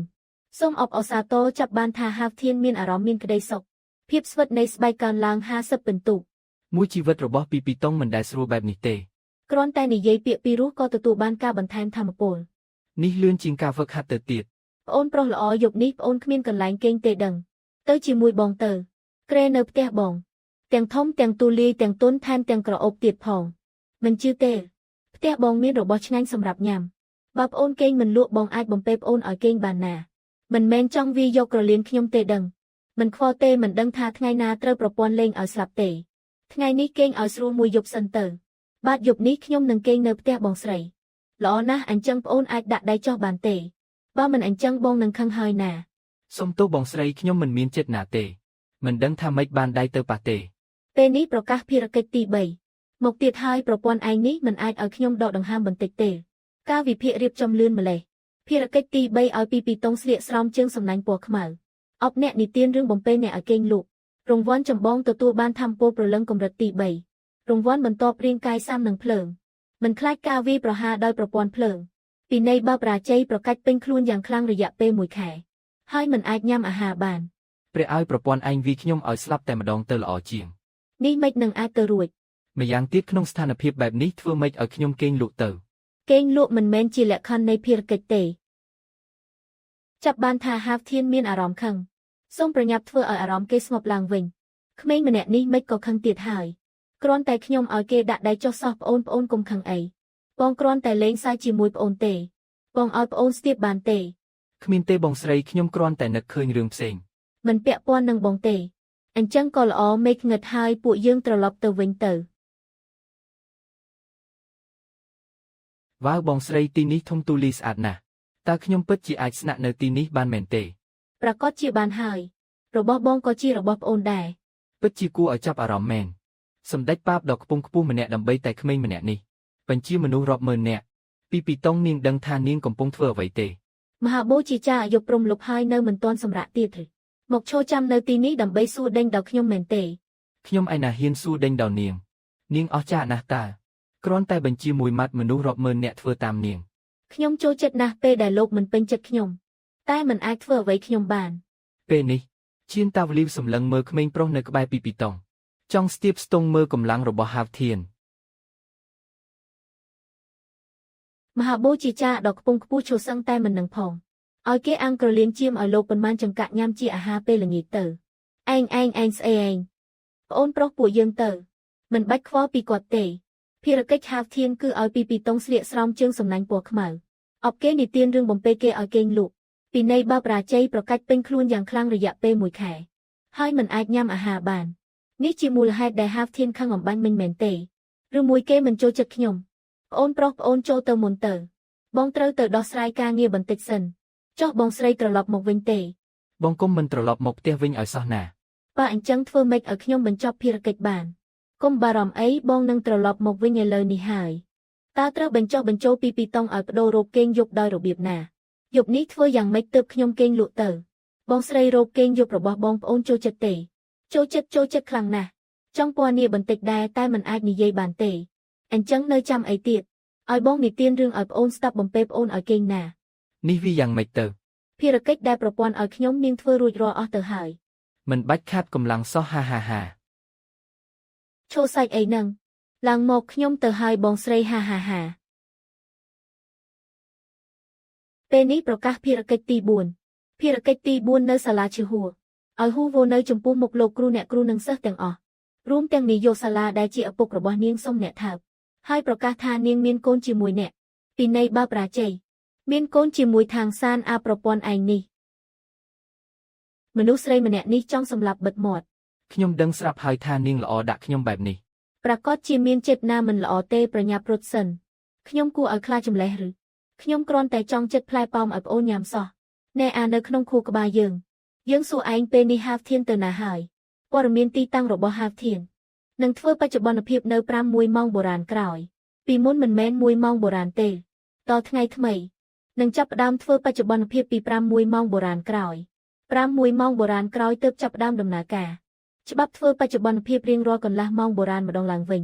ចុះបើជួបគ្រោះថ្នាក់គិតយ៉ាងម៉េចគេខ្សោយបែបនេះធ្វើម៉េចអាចវាឈ្នះអ្នកអតីទៅមិនអាចនៅក្បែរខ្ញុំឲ្យស្រួលបួលទេសំណាងល្អខ្ញុំមានលបឿនកំពូលជីវិតដែលរស់នៅទាំងភ័យខ្លាចបែបនេះពេលណាទើបបញ្ចប់ទៅហើយនៅតែត្រូវបន្តស៊ូជាមួយប្រព័ន្ធទៀតហើយហាវធៀនពិនិត្យមើលសមត្ថភាពបច្ចុប្បន្នរបស់ខ្លួនកញ្ញាមើលថាត្រូវធ្វើយ៉ាងម៉េចទើបអាចបញ្ចប់ភារកិច្ចបានខ្ញុំចាំបានថានៅក្នុងការប្រកួតគ្រូប្រឡឹងក្បាច់គុនដើមសាលាឈឺហួរចាញ់សាលាអេស្លៃគឺគូវលួចទៅរកທາງសានថែមទាំងថើបថ្ពាល់ທາງសានមួយខ្សឹកទៀតនេះបញ្ជាក់ថានាងទោះបីជាអំនួតប៉ុន្តែបែរជាគោរពបូជាមនុស្សដែលមានកម្លាំងខ្លាំងពូកែខ្លាំងណាស់មានតែបង្ហាញភាពខ្លាំងរបស់ខ្ញុំទើបមានសង្ឃឹមបន្តិចថ្ងៃនេះគឺជាថ្ងៃដែលសាលាឈឺហួររៀបចំការប្រកួតជ្រើសរើសសមាជិកក្រុមក្នុងសាលានៅក្នុងសាលាមិនថាលោកគ្រូអ្នកគ្រូសិស្សសុទ្ធតែមកជួបជុំគ្នាមនុស្សកុសក៏ណាស់ស្របពេលនេះដែរផ្អាកការប្រកួតសិនឯងឈ្គួតទេរៀនឆ្នាំទីប៉ុន្មានឯងគិតថាឯងជាអ្នកណាគេជាអ្នកណាមិនដឹងថាហេតុអ្វីស្រាប់តែខ្ញុំអស់កម្លាំងរលីងហាក់ដូចជាត្រូវក្លិនអំណាចអ្វីមួយសង្កត់ជាប់បើមិនឲ្យពួកឯងស្គាល់រសជាតិខ្លះទេប្រកាសជាមិនដឹងទេបងធំមានរឿងចង់និយាយនេះគឺជាការសង្កត់ដោយខ្សែស្រឡាយឈាមនាគពិតប្រាកដប៉ុន្តែហេតុអ្វីក្មេងនេះគ្មានធម្មពលប្រលឹងសោះអញ្ចឹងតើកំពុងតែបំពងសាច់រឿងមែនទេតើលោកជាអ្នកណាទើបតែមកដល់ក៏ហ៊ានគំរាមសាលាឈឺហួររបស់យើងលោកយកល្អគួរតែមានការមែនទែនបើមិនដូច្នោះទេសាលាឈឺហួររបស់យើងក៏មិនមែនងាយឲ្យគេរករឿងដែរស័ក្តិសមជានាយកសាលាឈឺហួរជាម្ចាស់ទីក្រុងភ្លើងមែនប៉ាក្មេករបស់ខ្ញុំ កំហឹងពិតជាមិនធម្មតាមែន អញហៅយើងថាអី ប្រកាសជាហៅលោកថាប៉ាក្មេកហើយ រឿងដែលខ្ញុំនឹងហួវបានធ្វើ នាងប្រហែលជាអ៊ីនមិនទាន់បានប្រាប់លោកទេដឹង ឆ្មាំចាប់គេទុកឲ្យយើង កម្រិត2តើអញហ៊ានយ៉ាងម៉េច កម្រិត2ទៀតហើយ តើមានទុកខ្ញុំក្នុងភ្នែកទេ កម្រិត1ឯងចូលមកធ្វើអី សំបីតែគ្រូក៏ចេញមុខដែរឬ ខ្ញុំមានការវាយប្រហារផ្លូវចិត្តតើមានអីត្រូវខ្លាចសំបីតែជីសៀនទៅលូក៏ខ្ញុំមិនទុកក្នុងភ្នែកដែរពួកឯងគិតថាពួកឯងជាអ្នកណាព្រះឲ្យនេះគឺការវាយប្រហារផ្លូវចិត្តសោះទើបតែនិយាយមួយម៉ាត់ តាចាស់នេះសំដីធំម្លេះមើលទៅជាមនុស្សមុខងល់នឹងកូនស្រីហើយ គួរតែយកជីវិតហួជិនធានមកគំរាមប្រើការបញ្ជូនសម្លេងឲ្យហួវព្រមចុះចាញ់អាល្អិតយើងមិនខ្វល់ថាឯងមានឋានៈអ្វីមានសមត្ថភាពអ្វីទេហ៊ានមិនបែងចែកខ្មៅបំផ្លាញភាពបរិសុទ្ធកូនស្រីរបស់យើងហួជិនធានទូស្លាប់ក៏ត្រូវអូសឯងទៅតាមដែរ ហួចិនធាន លោកធ្លាប់គិតទេ ចុះបើពាក្យដែលខ្ញុំនិយាយនោះជារឿងពិត មិនអាចទេសម្ដេចប៉ាបហេតុអ្វីលោកមកក្មេងនេះទៀតហើយលោកធ្វើម៉េចអាចដឹងទីតាំងគេជានិច្ចអញ្ចឹង ឯងដឹងថានេះជាអ្វីទេ គឺដៃរបស់លោក មិនមែនទេនេះគឺកំភ្លៀង បាទទូបង្គំមិនសួរទេទូបង្គំបិទមាត់ហើយ ភារកិច្ចហាវធាន នៅសាលាឈឺហួរក្នុងថ្ងៃប្រកួតជ្រើសរើសសមាជិកក្រុមឲ្យហួរវនៅចំពោះមុខលោកគ្រូអ្នកគ្រូនិងសិស្សទាំងអស់រួមទាំងនាយកសាលាដែលជាឪពុកនាងសុំហាវធានថើបហើយប្រកាសថានាងមានកូនជាមួយហាវធានការពន្យល់ភារកិច្ចការថើបនិងការប្រកាសមានកូនត្រូវតែហួរវជាអ្នកធ្វើដោយខ្លួនឯងអាក្មេងកំហូចនេះគ្មានកម្លាំងសំបីតែចាប់មន់មួយមិនក៏មិនត្រូវគេសម្លាប់ធ្វើបានដោយរបៀបណា សម្ដេចប៉ាបក្មេងនេះដាច់ខាតមិនធម្មតាទេ គេធម្មតាមិនធម្មតាមានតែយើងមិនដឹងឬតតែឯងប្រាប់ឬឯងនេះរកលេសនាំហួរវមកទីនេះកុំឲ្យអ្នកណាដឹងខ្លួនឲ្យសោះមិនអាចទេយើងហួចិនធានលោកពិតជាមិនឃើញឈូសមិនស្រក់ទឹកភ្នែកមែនរឿងនេះលោកសួរកូនស្រីខ្លួនឯងទៅដឹងហើយអូនាងឃើញកម្លាំងរបស់ខ្ញុំហើយឬនៅបើមិនចង់ឲ្យខ្ញុំធ្វើបាបឪពុកនាងទេ ត្រូវថើបខ្ញុំនៅចំពោះមុខមនុស្សគ្រប់គ្នា បន្ទាប់មកប្រកាសឲ្យខ្លាំងថានាងមានកូនជាមួយខ្ញុំអាព្រាននារីនេះកំពុងនិយាយអីជាមួយប៉ាប្រកាសជាកំពុងបំផ្លាញកេរ្តិ៍ឈ្មោះខ្ញុំហើយហួរវបងស្រីមកនេះបន្តិចមកខ្ញុំមានរឿងចង់និយាយជាមួយបងសៀវឡានមានរឿងអីបើនាងមិនចង់ឲ្យឪពុកនាងមានរឿងទេធ្វើតាមអ្វីដែលខ្ញុំប្រាប់ទៅ កូនស្រីយើងមកដល់ហើយពួកឯងទោលគ្នាផ្ទាល់ទៅប៉ាឯងក៏ហប់យើងទោះបីជាបដូរដោយជីវិតមួយនេះក៏ត្រូវស្ដារកិត្តយកកូនស្រីយើងមកវិញដែរហួរវឆាប់ប្រាប់ប៉ាមកកូនមិនស្គាល់គេទេមែនទេ មើលទៅនាងឮសំឡេងបញ្ជូនរបស់ខ្ញុំហើយខ្ញុំហួរវមានកូនជាមួយមនុស្សម្នាក់នេះ ហួរវកូនទើបតែនិយាយមិញនេះជារឿងពិតមែនទេជារឿងពិតលោកប៉ាអាល្អិតថ្ងៃនេះឯងត្រូវតែស្លាប់ ប៉ាមិនអាចសម្លាប់គេទេបើប៉ាចង់សម្លាប់កូនទៅព្រមទាំងកូនក្នុងពោះកូនផងចៅរបស់ប៉ា កូនហួរវពិតជាភ័យមែនប្រសិនបើហួរជិនធានពិតជាធ្វើឲ្យហាវធានរបួសសំបីតែមួយសរសៃសក់នោះសាលាឈឺហួរមនុស្សទាំងអស់ប្រកាសជាត្រូវកប់តាមមិនខាន មកជាមួយខ្ញុំជូនលោកចេញពីទីនេះប្តីសម្លាញ់នាងពិតជាសម្ដែងបានល្អមែន បាត់ប្រពន្ធសម្លាញ់ ប៉ុន្តែប៉ាក្មេកមើលទៅដូចជាខឹងខ្លាំងណាស់អូនគួរតែលួងលោមគាត់បន្តិចមុនទេមិនបាច់ទេប៉ាខ្ញុំគ្រាន់តែទទួលយកមិនបានមួយពេលប៉ុណ្ណោះអញ្ចឹងក៏បានប៉ាក្មេកលាហើយក ូនស្រីដែលយើងចិញ្ចឹមយូរម្លេះបែរជាត្រូវគេឆក់យកទៅបាត់អត្រិឆានតាំងពីពេលណាប្រពន្ធសម្លាញ់អូនប្រាប់បងថ្លៃទៅមើលថាតាំងពីពេលណា ពួកយើងខ្ញុំនឹងគេស្គាល់គ្នាមួយឆ្នាំហើយក៏បានរួមរស់ជាមួយគ្នាបាន2ខែហើយត្រូវហើយ2ខែចុងក្រោយនេះយប់ឡើងនាងតែងតែលួចចេញមកក្រៅចៃដន្យឲ្យក៏ហើយសុទ្ធតែជារឿងចៃដន្យឲ្យទេអ្នកណាប្រោសឲ្យប្អូនស្រីឯងញ៉ែខ្ញុំឯងកុំនិយាយទៀតខ្ញុំសម្លាប់ឯងបងប្រុសគុំបើបងចង់សម្លាប់ខ្ញុំទៅហើយនឹងកូនក្នុងពោះខ្ញុំក្មួយរបស់បងទៀតព្រះឲ្យប្តីសម្លាញ់ប្រញាប់ទៅនៅត្រង់នេះចុះលោកម្ចាស់សូមមេត្តាដោះលែងពួកយើងផង ញីទេ នាងត្រឡប់ទៅវិញសិនទៅអរគុណលោកម្ចាស់បាយប្រពន្ធសម្លាញ់បាយប្តីសម្លាញ់អំបញ្ញមិញមិននៅទីនេះទេ មនុស្សទៅណាហើយសម្ដេចប៉ាបក្មេងនេះរត់ទៀតហើយ គេមានឈ្មោះណាឯងបែរជាឲ្យខ្ញុំទៅរើសលាមកជាមមិនត្រឹមតែប៉ុណ្ណោះថ្ងៃស្អែកទៅលក់នៅមុខសាលាឈីប៉ាវលីវលីកំណត់តម្លៃ10កាក់មីសមួយគ្រាប់តម្រូវឲ្យលក់ឲ្យបានសម្រេចយ៉ាងហោចណាស់ 800 គ្រាប់ទៅកាន់សាលាឈីប៉ាវលីវលី លាមកជាមមិនអាចចុះថ្លៃទេអនុញ្ញាតឲ្យដំឡើងថ្លៃរង្វាន់បន្ទាប់ឆ្អឹងព្រលឹងក្បាច់គុណប្រែคล้ายពីថ្ម5ថ្ងៃក្រោយត្រឡប់មកសភាពដើមវិញរង្វាន់លាក់កំបាំងរងចាំការប្រកាសពីនៃបើបរាជ័យត្រូវញ៉ាំឲ្យអស់ក្នុងរយៈពេល10នាទីលាមកជាមពេញមួយរទេស នេះគឺលាមកជាមណា ឲ្យទេក៏គ្មានអ្នកណាយកដែរថែមទាំងឲ្យកំណត់តម្លៃ10កាក់មាសទៀត មនុស្សឈួតទៅទិញ មិនក៏និយាយដល់លាមកជាមឲ្យខ្ញុំឃ្លានអញ្ចឹងគួរតែទៅញ៉ាំបាយសិនទៅខ្ញុំភ្លេចថាខ្ញុំគ្មានលុយទេគិតយ៉ាងម៉េចទៅមិនមែនលក់ខ្ញុំធ្វើជាទាសករទេដឹងសង្ហាមកពីណាញ៉ាំបាយមិនយកលុយមកអញ្ចឹងបងស្រីមិនក៏បងនៅទីនេះម្សិលមិញយកកាំបិតមកចាក់ខ្ញុំនៅទីសាធារណៈបែបនេះមិនមែនចង់វាយខ្ញុំទេដឹងចាប់បានថាហាវធានមានអារម្មណ៍ភ័យខ្លាចម្ចាស់តូចរបស់បងប្អូនកុំខ្លាចបងមកទីនេះដើម្បីគិតលុយឲ្យប្អូនទេប្អូនស្ងប់ចិត្តចុះបងមិនធ្វើបាបប្អូនទេប្អូននេះពិតជាក្មេងកំហួចមែនបងស្រីយប់មិញបានធ្វើបែបនោះដាក់ប្អូនហើយចុះប្អូនវិញបែរជាដើរចេញធ្វើមិនដឹងប្អូនមិនទទួលខុសត្រូវចំពោះបងទេបងល្អដាក់ប្អូនយ៉ាងនេះមិនក៏ប្អូនតែងតែរត់រហូតអញ្ចឹង ប៉ុន្តែខ្ញុំចង់ដឹងថាតើហេតុផលអ្វីបានជាបងស្រីល្អដាក់ខ្ញុំបែបនេះ ចុះជួយប្រជារាស្ត្រខ្ញុំមិនជឿទេក៏បានបងនិយាយការពិតបងចូលចិត្តប្អូនបងស្រីពិតជាពូកែលេងសើចមែនប្អូនចង់ទៅណានាំបងទៅជាមួយផងល្អទេមិនល្អទេហឺអញ្ចឹងប្អូនដោះសម្លៀកបំពាក់គ្រប់ដុំចេញឲ្យអស់មកទាំងនេះសុទ្ធតែបងជាអ្នកទិញឲ្យប្អូនទេណាព្រះអើយ ខ្ញុំត្រូវទៅរើសលាមកជាម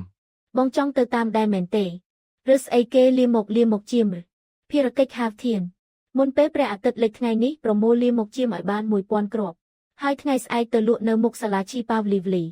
លក់លាមកជាម1គ្រាប់តម្លៃ10កាក់មាសប្រលឹងអាចឆ្កែនេះចេះតែធ្វើបាបហាវធានទៀតហើយមិនចម្លែកទេដែលគេធ្វើត្រជាក់ត្រជុំដាក់ខ្ញុំហាយ៉ាងម៉េចហើយបងស្រីសម្ដេចប៉ាបមិនចង់ទៅរើសជាមួយខ្ញុំទេតោះបងទៅរើសកំដរប្អូនគឺទៅរើសលាមកជាមណា ប៉ុណ្ណឹងបងក៏ទៅដែរ ទៅតើបើមិនទៅសុកចិត្តធ្វើកូនឆ្កែនាងពិតជាចង់បានអ្វីពីខ្ញុំឲ្យប្រកាសទៅបែបនេះក៏អាចទ្រាំបានដែរ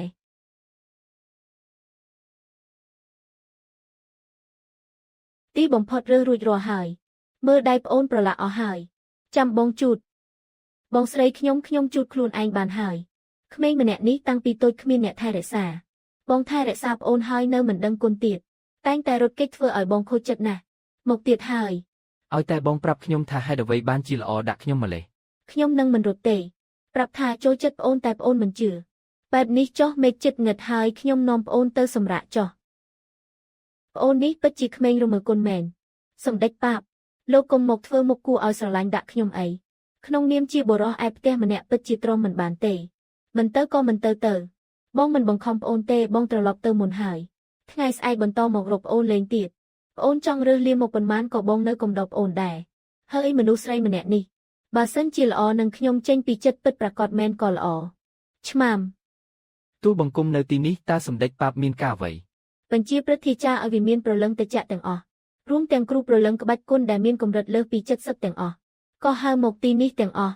ប្រើកម្លាំងធំបែបនេះតើចង់ទៅកំទេចទីក្រុងឬយ៉ាងណា ឯងស្ដាប់មិនយល់ទេ យល់ហើយទូលបង្គំនឹងទៅធ្វើឥឡូវនេះដាកាត់ទៅមកគុំរំលងថ្នាំទឹកឲ្យសោះ10កាក់មាស1គ្រាប់ លោកមានកំណត់ លោកអ្នកសាកសមនឹងមានវា ម្នាក់នេះចង់បានលុយដល់ឈួតហើយ ហ៊ានអូសលាមកជាមួយរទេសមកធ្វើជាថ្នាំទឹកម្នាក់នេះមុខក្រាស់ម្លេះបើសិនជាខ្ញុំទោះបីជាខ្វះលុយយ៉ាងណាក៏មិនអាចនិយាយថាលាមកជាថ្នាំទឹកដែរតើមានមនុស្សល្ងងណាដែលមិនធំក្លិនហើយទៅទិញនោះថែមទាំងលក់ថ្លៃទៀតថៅកែឯងថាវាជាថ្នាំទឹកអញ្ចឹងឯងសាកមួយគ្រាប់ខ្លួនឯងមើលសិនទៅខ្ញុំ លោកលាមកជាថុយ លក់ថ្នាំទឹក10កាក់មាស1គ្រាប់ តម្លៃសមរម្យ ក្មេងញ៉ាំហើយឆ្លាតមនុស្សស្រីញ៉ាំហើយស្អាតមនុស្សប្រុសញ៉ាំហើយអាចវាយទម្លុះជញ្ជាំងបាន ប្រញាប់មកដណ្ដើមគ្នាទិញទៅ ទូលលោកមេប៉ាមានរឿងធំហើយរឿងអ្វីនៅមុខទ្វារសាលាឈីប៉ាវលីវលីមានអ្នកលក់លាមកជាមនុស្សឈួតបែបនេះឯងនាំមនុស្ស2 3នាក់ទៅដេញចេញទៅវាចប់ហើយដេញម្ដងហើយប៉ុន្តែគេប្រាប់ថាគេគឺជាគ្រូប្រលឹងក្បាច់គុណមិនងាយដោះស្រាយទេបើជាគ្រូប្រលឹងក្បាច់គុណកាន់តែមិនហ៊ានប្រមាថពួកយើងទើបជាអ្នកគាំទ្រតោះយើងចេញទៅមើលមេប៉ាប្រយ័ត្នមានល្បិចមិនអីទេមានលោកទាំងពីរនៅទីនេះទោះបីភីគីមខាងទៀតមានចិត្តណាមិនល្អក៏គ្មានឱកាសដែរ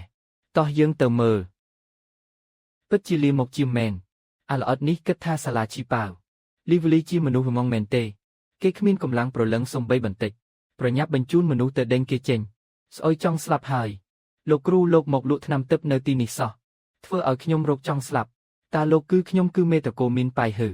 ដើម្បីមករកលោកគ្រូសុកចិត្តធ្វើដំណើររាប់ម៉ឺនយោជន៍មកទីនេះឬមួយក្មេងនេះលក់ថ្នាំទឹកមែនបើមិនអញ្ចឹងមិនអាចរកហ៊ុនទៅលូម្នាក់មកធ្វើជាអ្នកសម្ដែងថ្ងៃនេះខ្ញុំយកមក100កាក់មីសប្រលឹងសូមលោកគ្រូផ្ដល់ថ្នាំ តាចាស់ប៉ាយនេះសម្ដែងសំគ្រាន់បើមើលទៅត្រូវឲ្យពួកគេស្គាល់ពីសមត្ថភាពតួឯករបស់ខ្ញុំខ្លះហើយនិយាយតាមត្រង់ទៅខ្ញុំដើរពីពេញទ្វីបលើកលែងតែសាលាឈីប៉ាវលីវលីគឺដើម្បីឲ្យអ្នកគ្រប់គ្នាទទួលបានស្មើគ្នាតាចាស់ប៉ាយខ្ញុំមិនសូវចង់លក់ឲ្យលោកទេកុំអីលោកគ្រូសូមលោកគ្រូយកយល់ដល់ទឹកចិត្តដ៏ស្មោះត្រង់របស់ខ្ញុំលក់ឲ្យខ្ញុំមួយគ្រាប់មកខ្ញុំសុខចិត្ត1000កាក់មីសប្រលឹងក៏បានឃើញថាពួកយើងមាននិស្ស័យនឹងគ្នាថ្ងៃនេះខ្ញុំនឹងលើកលែងម្ដងនៅតែលក់ឲ្យលោកមួយគ្រាប់តម្លៃ100កាក់មីសប្រលឹងស្អុយណាស់មិនបានទេត្រូវតែទ្រាំមិនអាចសន្លប់ពេលនេះទេមេត្រកូប៉ាយលោកថាថ្នាំនេះល្អខ្លាំងណាស់ហ៊ានញ៉ាំនៅចំពោះមុខពួកយើងទេព្រះអើយតាចាស់ទាំង3នេះចង់ឲ្យខ្ញុំសាកល្បងថ្នាំគ្មានផ្លូវទេមនុស្សម្នាក់នោះខ្ញុំមិនហ៊ានប្រមាថទេគួរឲ្យអស់សំណើចខ្ញុំធ្វើដំណើររាប់ពាន់យោជន៍មករកលោកគ្រូសុំថ្នាំមិនមែនដើម្បីញ៉ាំទេតាចាស់ប៉ាយនេះពិតជាមានទឹកចិត្តមែនមិនស្ដាយក្រោយដែលខ្ញុំដណ្ដើមស្នាមថាបដំបងចៅស្រីគាត់ទេថែមទាំងគាំទ្រខ្ញុំខ្លាំងទៀតអូព្រះអើយថ្នាំទឹកនេះអាចបន្ថែមថាមពលប្រលឹងបានច្រើនម្ល៉េះគួរឲ្យស្ដាយដែលថ្ងៃនេះយកមកតែ100កាក់មីសប្រលឹងមិនបាច់ស្ដាយទេថ្ងៃនេះខ្ញុំលក់ឲ្យលោកតែមួយគ្រាប់នេះប៉ុណ្ណោះបើសាលាឈីប៉ាវលីវលីមិនពេញចិត្តថ្ងៃស្អែកខ្ញុំនឹងទៅត្រកូលមានម្ដងលោកគ្រូបើតាមខ្ញុំគិតលោកគ្រូកុំចាំនៅទីនេះអីពួកគេមើលមិនស្គាល់របស់ល្អទេពេលនេះទៅជាមួយខ្ញុំតែម្ដងទៅមេបកគាត់ពិតជាញ៉ាំមែនមិនប្រកាសទេ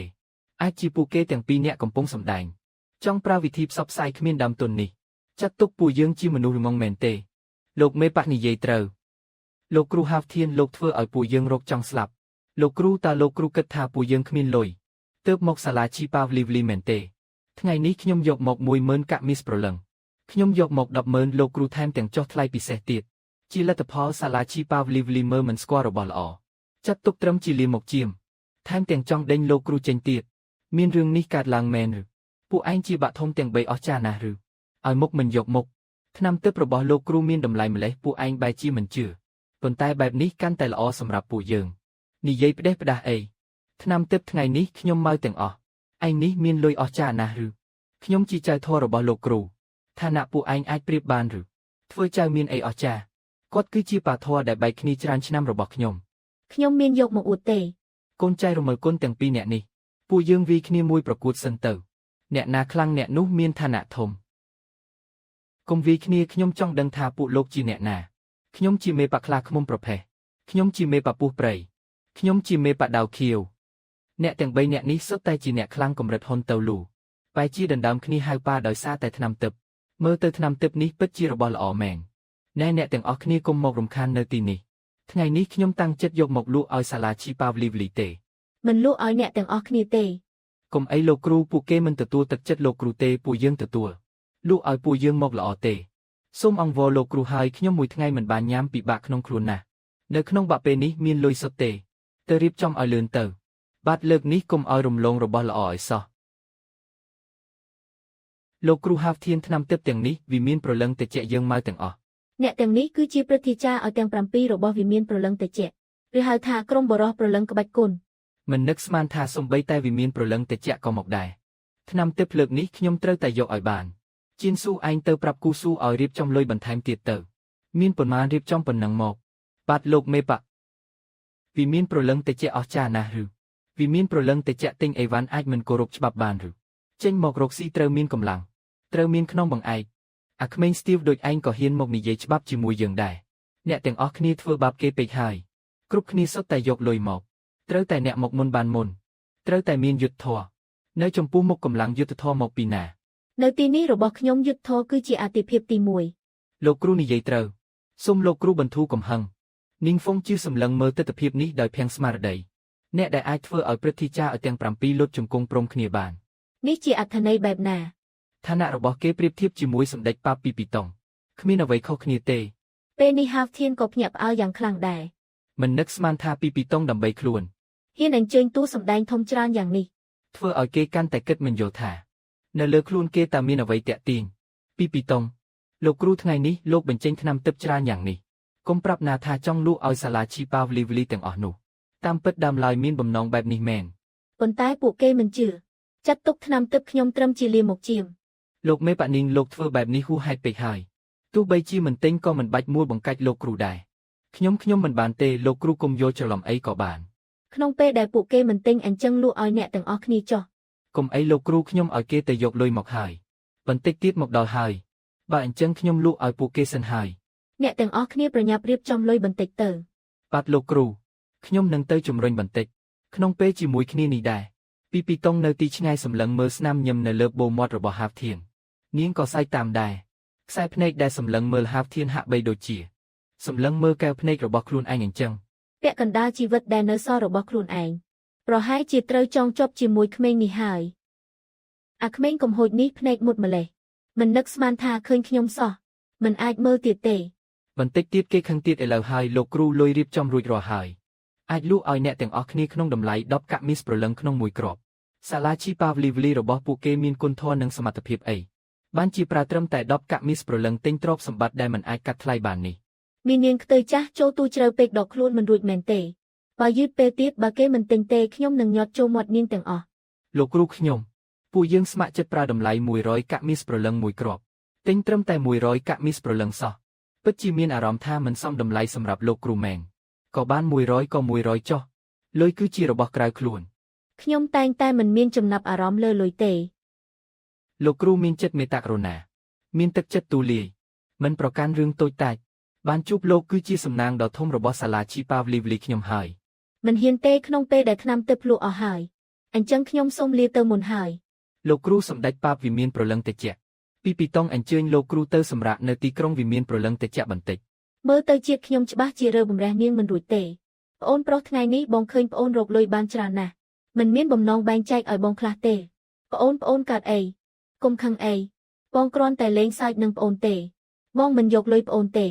បងស្រីសម្ដេចប៉ាបបងជួយខ្ញុំបែបនេះតើចង់ធ្វើអីឲ្យប្រកាសបងគ្រាន់តែចង់ឲ្យប្អូនមានក្តីសុខសប្បាយចិត្តមានសុខភាពល្អធ្វើជាក្មេងប្រុសម្នាក់ដែលគ្មានក្តីកង្វល់ហេមើលកែវភ្នែកដ៏ស្មោះត្រង់របស់នាងមិនដូចជាកំពុងកុហកទេប៉ុន្តែក្នុងសាច់រឿងដើមពីតង់មានចិត្តសាហាវខូខើណាស់ មិនអាចចិត្តល្អបែបនេះទេធ្វើតាមនាងសម្ដែងសិនចុះមើលថានាងចង់លេងល្បិចអីសម្លាញ់កុំមិនសប្បាយចិត្តទៀតអីប៊ូប្អូនមិនសប្បាយចិត្តបងក៏ពិបាកចិត្តតាមដែរល្អទេណាបាទបងស្រីតាមពិតបងល្អចំពោះខ្ញុំម្លេះខ្ញុំមិនគួរសង្ស័យបងទេប្អូនអាចនិយាយបែបនេះបងពិតជាសប្បាយចិត្តខ្លាំងណាស់ឲ្យតែបងស្រីសប្បាយចិត្តទៅបានហើយបងសប្បាយចិត្តខ្ញុំក៏សប្បាយចិត្តដែរអាក្មេងកំហួចនេះហ៊ានឆ្លៀតឱកាសកេងចំណេញពីខ្ញុំទៀតសម្លាញ់ឃ្លានឬនៅបងនាំប្អូនទៅញ៉ាំរបស់ឆ្ងាញ់ចាប់បានថាហាវធៀនមានអារម្មណ៍អវិជ្ជមានសុំទោសប្អូនប្រុសកុំខឹងអីបងឲ្យប្អូនអប់ឲ្យឆ្អែតទៅណាពេលនេះប្រកាសភារកិច្ចទី6 អាប្រព័ន្ធឆ្កែឯងពិតជាចេះរើសពេលមែនអេរិយាបថបែបនេះស័ក្តិសមនឹងប្រកាសភារកិច្ចមែនទេភារកិច្ចទី6សូមនៅចំពោះមុខທາງហៅតជីសពនិមិត្តអាចិនក្នុងសភាពស្មៅប្រាក់ខៀវរង្វាន់ចម្បងនៃភារកិច្ចទទួលបានធម្មពលប្រលឹងកម្រិតទី6រង្វាន់បន្ទាប់ស្ទាត់ជំនាញភ្លើងកំពូលរង្វាន់លាក់កំបាំងនៃភារកិច្ចរងចាំការប្រកាសជីសពនិមិត្តប្រើអីមកដាក់ការណែនាំភារកិច្ចទឹកនោមមានផ្ទុកអាម៉ូញ៉ាដែលរុក្ខជាតិត្រូវការប៉ូតាស្យូមផូស្វាតអាចប្រើសម្រាប់ដាក់ជីបានត្រូវតែជារបស់ម្ចាស់ប្រព័ន្ធផ្ទាល់អាប្រព័ន្ធឆ្កែឯងនិយាយពីអាហារភាសទាំងនេះចេញមកយ៉ាងចំហបែបនេះមិនមានអារម្មណ៍ថាខ្មាស់គេទេប្អូនប្រុសកើតអីមកពីបងស្គមពេកប៉ះត្រូវប្អូនមែនទេគ្មានទេបងស្រីល្អចំពោះខ្ញុំពេកខ្ញុំមិនដឹងថាសងគុណបងស្រីដោយរបៀបណាទេបងស្ម័គ្រចិត្តតើប្អូនកុំដាក់សម្ពាធខ្លួនឯងពេកមេឃងឹតហើយត្រឡប់ទៅសម្រាកជាមួយបងទៅព្រះអើយបងស្រីខ្ញុំទម្លាប់គេងខាងក្រៅហើយគេងលើក្រែមិនទម្លាប់ទេមិនអីទេបងអបប្អូនគេងរាល់យប់មិនយូរប៉ុន្មានក៏ទម្លាប់ហើយហាវធាននឹកឃើញពេលព្រឹកព្រលឹមពីតង់កាន់កាំបិតឈរនៅមាត់ក្រែក៏ព្រឺសម្បូររងាប៉ុន្តែខ្ញុំនៅតែទម្លាប់គេងម្នាក់ឯងថ្ងៃក្រោយប្អូនគង់តែត្រូវគេងជាមួយមនុស្សដែលខ្លួនស្រឡាញ់ដដែលចាត់ទុកថាបងជួយវឹកហាត់ប្អូនមុនទៅមិនបានទេឬមួយការលួចសម្លាប់លើកមុនមិនបានសម្រេចចង់ប្រើល្បិចដែរមិនបានទេមិនអាចឲ្យនាងលបួងបានទៀតទេបងស្រីខ្ញុំនឹកឃើញថាខ្ញុំនៅមានរឿងត្រូវធ្វើខ្ញុំទៅមុនហើយគេតែងតែអានិថានៅខាងក្រៅមានកន្លែងសម្រាប់គេងមិនមែនជារឿងល្អទេហេតុអ្វីបានជាមិនយល់ព្រមយើងក៏ព្រមអបគេគេងហើយនៅចង់យ៉ាងម៉េចទៀត អ្នកគាំទ្រដ៏ស្មោះស្ម័គ្រទាំងនោះនាងមិនបានតាមមកទេដឹងសូមអបអរសាទរដែលម្ចាស់ប្រព័ន្ធបានបញ្ចប់រង្វាន់ទី5ពេលនេះផ្ដល់សមត្ថភាពប្រែក្លាយថ្មឲ្យទៅជាឆ្អឹងព្រលឹងដល់ម្ចាស់ប្រព័ន្ធរង្វាន់លាក់កំបាំងអាចផ្លាស់ប្ដូរលំដាប់ការប្រកាសភារកិច្ចបានម្ដងការពន្យល់រង្វាន់នេះអាចពន្យាពេលភារកិច្ចដែលបានកំណត់ទៅមួយលំដាប់ក្រោយឬមួយលំដាប់អូហូប្រញាប់បដូរភារកិច្ចទី9ឲ្យខ្ញុំមករៀបការជាមួយពីពីតុងពន្យាពេលដល់ទី10ខ្ញុំមិនចង់កេងទេសូមអបអរសាទរម្ចាស់ប្រព័ន្ធការពន្យាពេលបានជោគជ័យពិតមែនរង្វាន់នៅមានប្រែក្លាយថ្មទៅជាឆ្អឹងព្រលឹងទៀតពិតជាដូចឆ្អឹងព្រលឹងបេះបិទមែនការប្រែក្លាយថ្មទៅជាឆ្អឹងព្រលឹងមានថាមពលបោកបញ្ឆោត 100% ប៉ុន្តែมันអាចបញ្ចូលគ្នាបានទេហើយ5ថ្ងៃក្រោយនឹងត្រឡប់មកសភាពដើមវិញអញ្ចឹងក៏មិនអន់ដែរយ៉ាងហោចណាស់ក៏អាចរកលុយក្រៅបានខ្លះដែររឿងតែមួយគត់ដែលត្រូវគិតនៅពេលនេះគឺរកវិធីបំពាក់ស្នែងពណ៌បៃតងឲ្យខាងហៅហើយមិនត្រូវគេវាយជាអ្នកណាចេញមកឲ្យខ្ញុំវិញហាវទៅលូពិតជាមិនធម្មតាមែនតើពួកយើងស្គាល់គ្នាទេលោកប្រហែលជាមិនស្គាល់មនុស្សសង្ហាដូចខ្ញុំទេប៉ុន្តែខ្ញុំដឹងរឿងប្រពន្ធនិងកូនរបស់លោកយ៉ាងច្បាស់បន្តទៀតប្រពន្ធរបស់លោកអាចិនគឺជាសត្វព្រលឹងប្រែក្លាយរូបអាយុ100,000ឆ្នាំឈ្មោះឡានលីងហាំងគ្រាន់តែ10ឆ្នាំមុនលោកត្រូវវិមានព្រលឹងតិចតាមសម្លាប់នាងបានភ្លីជីវិតដើម្បីលោកយុវជនម្នាក់នេះមើលទៅអាយុទើបតែ15-16ឆ្នាំសោះធ្វើម៉េចអាចដឹងរឿងកាលពី10ឆ្នាំមុនទៅហើយថែមទាំងលំអិតបែបនេះទៀតបន្តទៀតកូនប្រុសរបស់លោកທາງសានគឺមានព្រលឹងក្បាច់គុនភ្លុះមួយគឺញូហាវធៀនមួយទៀតគឺស្មើឡានលីងឯងគឺវីស៊ីវកាំងបញ្ជូនមកមែនទេចូលចិត្តយើងតើមានគោលបំណងអ្វីហាអាល្អិតឯងសាច់អីវីស៊ីវកាំងគេគិតថាខ្លួនឯងជាស្អីឆ្អឹងព្រលឹងអញបានឆ្អឹងព្រលឹងច្រើនម្លេះមកពីណា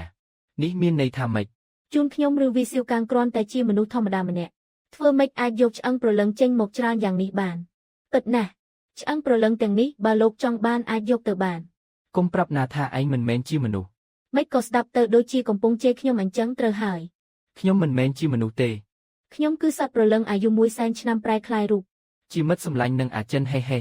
មិនចម្លែកទេដែលយើងមិនអាចទទួលអារម្មណ៍ពីធម្មពលព្រលឹងសំបីតែបន្តិចខ្ញុំមកលើកនេះគឺតាំងចិត្តមកជួយអាចិននាងភ្លីជីវិតដើម្បីលោកមានការទទួលខុសត្រូវដែលមិនអាចប្រកែកបានលោកប្រធានតើមានវិធីជួយឲ្យអាចិនរស់ឡើងវិញទេបើសិនជាលោកអាចធ្វើបានខ្ញុំសុខចិត្តលះបង់អ្វីគ្រប់យ៉ាងរបស់ខ្ញុំពិតជាមានវិធីបើមិនអញ្ចឹងក៏មិនប្រថុយមកទីនេះដែរកុំនិយាយច្រើននាំខ្ញុំទៅជួបនាងសិនទៅបាទលោកប្រធានខាងហៅមុននឹងជួយសង្គ្រោះអាចិនមានរឿងមួយចំនួនដែលខ្ញុំត្រូវប្រាប់លោកជាមុនលោកប្រធានសូមនិយាយបើសិនជាត្រូវការខ្ញុំជួយខ្ញុំនឹងបញ្ចេញកម្លាំងឲ្យអស់ពីសមត្ថភាពទី1វិធីសង្គ្រោះអាចិនអាចនឹងមិនគួរឲ្យមើល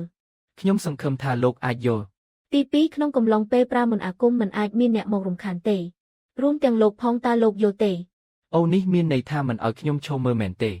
អរគុណលោកប្រធានដែលបានជួយសង្គ្រោះអាចិនក្នុងពេលដែលលោកនិយាយបែបនេះទៅហើយអញ្ចឹងខ្ញុំនឹងមិនឈរមើលទេលោកត្រូវតែឈរមើលខ្ញុំនឹងអាចិនទោះបីជាមានទំនាក់ទំនងល្អតែនាងនៅតែជាប្រពន្ធរបស់លោកបើលោកមិននៅធ្វើម៉េចនឹងកើតអរគុណលោកប្រធានខ្ញុំបំពាក់ស្នែងពណ៌បៃតងឲ្យលោកនៅអរគុណខ្ញុំទៀត